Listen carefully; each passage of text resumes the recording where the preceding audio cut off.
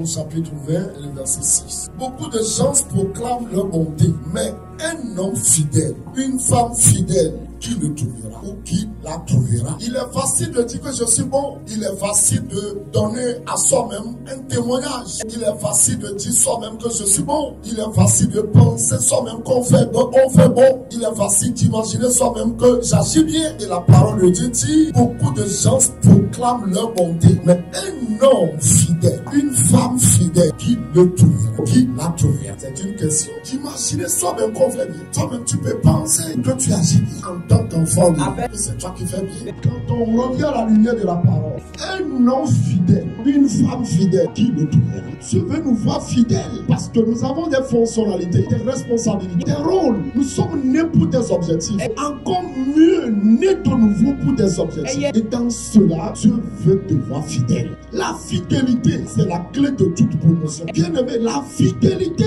c'est ce en quoi Dieu nous appelle. Si on a la fidélité, c'est qu'on est fidèle. C'est la nature de Dieu lui-même. Dieu est fidèle. Il veut que nous lui ressemblons. Et d'ailleurs, c'est pour cela, lorsqu'il nous créait, la Bible le dit clairement, il a créé l'homme, la femme, selon son image et selon sa ressemblance.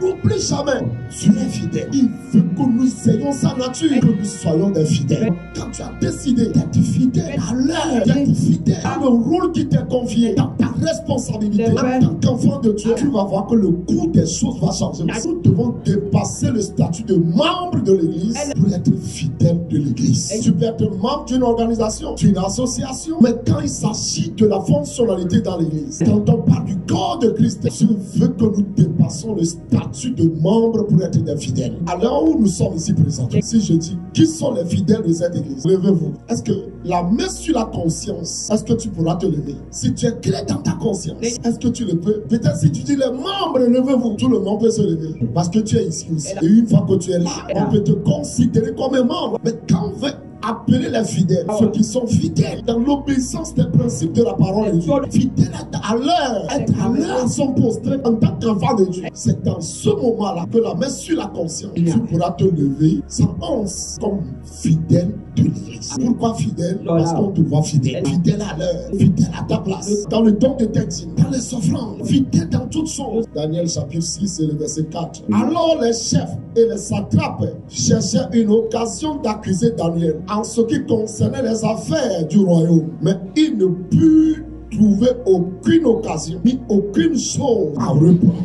Parce qu'il était fidèle et qu'on apercevait chez lui ni faute, ni rien de mauvais. Daniel est un enfant de Dieu, ou encore un fils de Dieu dans le royaume de Babylone. Parmi des païens, parmi des gens qui ne craignent pas Dieu, à un moment donné, ils ont comploté contre Daniel. Nous allons lui faire du mal. Et la parole de Dieu dit, ils ont cherché des occasions dans la vie de Daniel pour pouvoir l'accuser. Mais la parole dit, mais ils n'ont trouvé aucune occasion pour accuser Daniel. Pourquoi ils n'ont pas trouvé d'occasion? Parce que Daniel était fidèle. À cause de sa fidélité, on a cherché des occasions pour l'accuser, pour lui faire du mal. Mais aucune occasion n'est trouvée. En toutes choses, Daniel est fidèle. Si c'est être à l'heure, il est fidèle. Être à son poste, fidèle. Préoccupé pour son travail, dans les finances, fidèle. Dans toutes choses, il est fidèle. De telle manière, on a cherché partout pour pouvoir l'accuser. On n'a rien trouvé. Là où tu es maintenant, mon frère, ma soeur, je ne suis pas en train de porter un jugement sur toi, mais je veux que nous corrigeons les choses. Là où tu es maintenant, dans ta peau, dans ton organisme, dans ton âme, dans ton esprit. Si on veut faire un sondage concernant toi, est-ce que tu serais fidèle? Ce que tu veux que tu fasses dans l'église, est-ce qu'on te verrait fidèle? Dans le don de tes dîmes, est-ce qu'on te verrait fidèle? Dans les offrandes, est-ce qu'on te verrait fidèle? Ça, c'est l'église. Maintenant, si nous quittons ici, en tant qu'église toujours, et que nous voulons aller dans ton foyer, dans ta maison, est-ce qu'on peut te trouver fidèle? Ou bien c'est toi qui trouves la maison? Quand on veut dire fidélité à son mari, fidélité à sa femme, imagine toi-même, sonde ta vie, fais un auto-jugement à toi-même. Personne ne veut te juger.